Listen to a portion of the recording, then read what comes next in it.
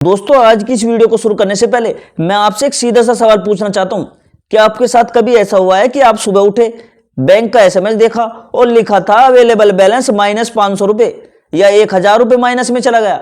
उस समय दिल की धड़कन जो तेज हो जाती है, दिमाग में एक ही सवाल घूमता है, अब क्या होगा? बैंक कॉल करेगा, अकाउंट बंद हो जाएगा, कहीं पुलिस या लीगल एक्शन तो नहीं होगा? दोस्तों, अगर आपका बैंक अकाउंट भी माइनस में चला गया है या आपका बैलेंस माइनस में है तो घबराने की बिल्कुल भी जरूरत नहीं है, लेकिन उसमें लापरवाही भी नहीं करनी है। और आज की इस वीडियो में हम पूरे सच को बहुत आसान भाषा में समझेंगे कि आपका इसको सॉल्यूशन कैसे मिलेगा। देखो, सबसे पहले समझते हैं कि बैंक अकाउंट माइनस में जाता क्यों है। बहुत लोग सोचते हैं कि अकाउंट में पैसा नहीं है फिर भी माइनस कैसे हो गया। इसका सबसे कॉमन कारण होता है मिनिमम बैलेंस चार्ज। बहुत सारे सेविंग अकाउंट में बैंक कहता है कि आपको हर महीने या हर समय एक मिनिमम अमाउंट रखना होगा। अगर आपने वो पैसा नहीं रखा तो बैंक पेनल्टी काट लेता है। कई बार ये पेनल्टी 100 रुपए होती है, कई बार 300 रुपए, 500 रुपए या उससे भी ज्यादा हो सकती है, और यही पेनल्टी धीरे धीरे अकाउंट को माइनस में ले जाती है। दूसरा बड़ा कारण होता है डेबिट कार्ड चार्ज। बहुत लोग एटीएम कार्ड तो ले लेते हैं, लेकिन ये नहीं जानते कि हर साल उनका एनुअल चार्ज कटता है। अगर अकाउंट में पैसा नहीं है और डेबिट कार्ड का चार्ज लग गया तो अकाउंट सीधे माइनस में चला जाता है। यही हाल SMS alert charge, chequebook charge और मेंटेनेंस चार्ज का भी होता है। अब तीसरा और बहुत इंपॉर्टेंट कारण होता है ऑटो डेबिट। आजकल बहुत सारे लोग EMI, insurance premium, mobile bill या किसी ऐप का ऑटो डेबिट चालू कर लेते हैं। अगर ऑटो डेबिट के समय अकाउंट में पैसा नहीं होता तो बैंक पेनल्टी काट लेता है और अकाउंट माइनस हो जाता है। कई बार लोगों को पता भी नहीं चलता कि ऑटो डेबिट चालू है। अब एक सवाल जो सबके दिमाग में आता है, अगर अकाउंट माइनस में चला गया तो क्या बैंक लीगल एक्शन ले सकता है? इसका सीधा और साफ जवाब है बिल्कुल भी नहीं। अगर आपका सेविंग अकाउंट माइनस में चला गया तो इसके लिए कोई एफआईआर नहीं होती, कोई जेल नहीं होती, कोई पुलिस केस नहीं होता। ये सिर्फ बैंक का इंटरनल मैटर होता है। लेकिन हाँ, अगर आप लंबे समय तक माइनस बैलेंस को इग्नोर करोगे तो बैंक आपका अकाउंट फ्रीज या बंद कर सकता है। अब समझते हैं कि सेविंग अकाउंट और करंट अकाउंट में फर्क क्या है। सेविंग अकाउंट में माइनस बैलेंस आमतौर पर चार्ज की वजह से होता है और ये छोटा अमाउंट होता है, लेकिन करंट अकाउंट में ओवरड्राफ्ट फैसिलिटी भी होती है, जहां जानबूझकर माइनस में जाने की अनुमति होती है। आज हम जिस टॉपिक पर बात कर रहे हैं वो मेनली सेविंग अकाउंट के बारे में है, क्योंकि ज्यादातर लोग सेविंग अकाउंट ही इस्तेमाल करते हैं। अब सबसे जरूरी सवाल, अगर आपका अकाउंट माइनस में चला गया तो आपको अब क्या करना चाहिए? देखो, सबसे पहला काम तो है घबराना बंद कर दो। एसएमएस देखकर पैनिक करने से कोई फायदा नहीं होता। दूसरा ये काम करो कि उसको चेक करो कि माइनस क्यों हुआ। बैंक की पासबुक, मिनी स्टेटमेंट या मोबाइल ऐप में जाकर देखो कि कौन सा चार्ज कटा है। जब तक कारण नहीं समझोगे सोल्यूशन भी सही नहीं होगा। अगर आपका भी अकाउंट माइनस में है तो मुझे कमेंट में लिख देना, मैं उसका सोल्यूशन जरूर बता दूंगा, ठीक है? अगर माइनस अमाउंट छोटा है, जैसे 100 रुपए, 200 या 500 रुपए, तो सबसे सिंपल सोल्यूशन है कि अकाउंट में उतना पैसा जमा करा दो। पैसे ही डालते ही आपका अकाउंट नॉर्मल हो जाएगा और आगे कोई प्रॉब्लम भी नहीं होगी। लेकिन इसके साथ साथ ये भी देखिए कि फ्यूचर में चार्ज दोबारा क्यों ना लगे।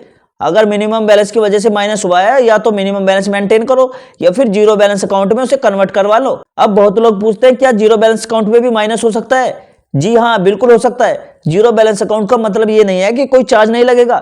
Debit card charge, SMS charge, किसी सर्विस का चार्ज जीरो बैलेंस अकाउंट में भी लगता है। इसीलिए जीरो बैलेंस अकाउंट होने के बाद भी अकाउंट स्टेटमेंट चेक करना बहुत जरूरी है। अब एक बहुत इंपॉर्टेंट बात, अगर आपका अकाउंट लंबे समय तक माइनस में रहा तो क्या होगा?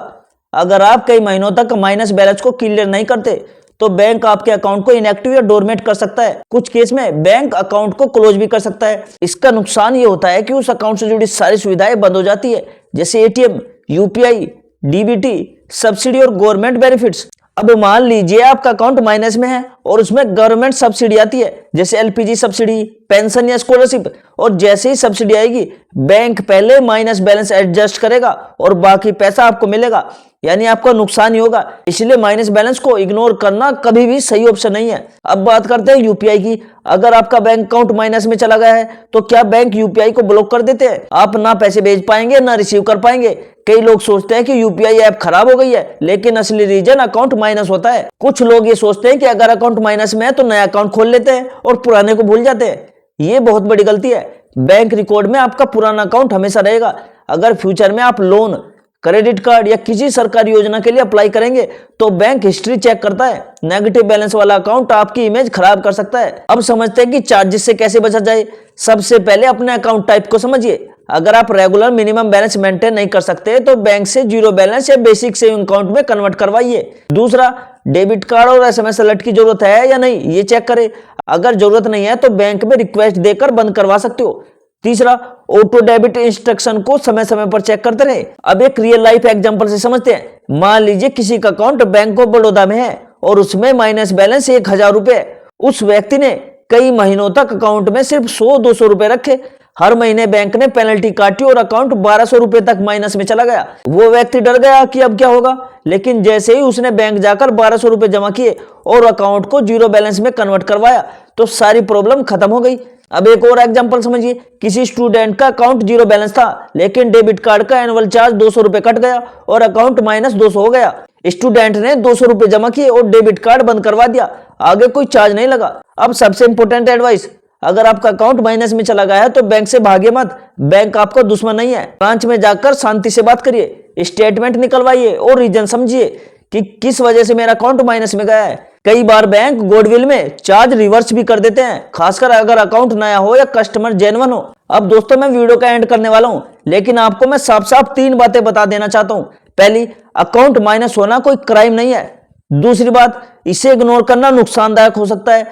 तीसरी बात, थोड़ी समझदारी से आप इस प्रॉब्लम को हमेशा के लिए खत्म कर सकते हो। अगर आप चाहते हैं कि भविष्य में आपका अकाउंट माइनस में ना जाए तो हर महीने एक बार अकाउंट चेक करना आदत बना लो। मोबाइल ऐप हो या पासबुक हो, बस 2 मिनट लगते हैं और बड़ी प्रॉब्लम से बच सकते हो आप। अगर आपको दोस्तों ये वीडियो थोड़ी भी हेल्पफुल लगी हो तो इसे लाइक जरूर करिए और मुझे कमेंट में लिखिए कि आपका अकाउंट किस बैंक में माइनस हुआ था और कितना हुआ था, ताकि दूसरे लोग भी इससे सीख सके।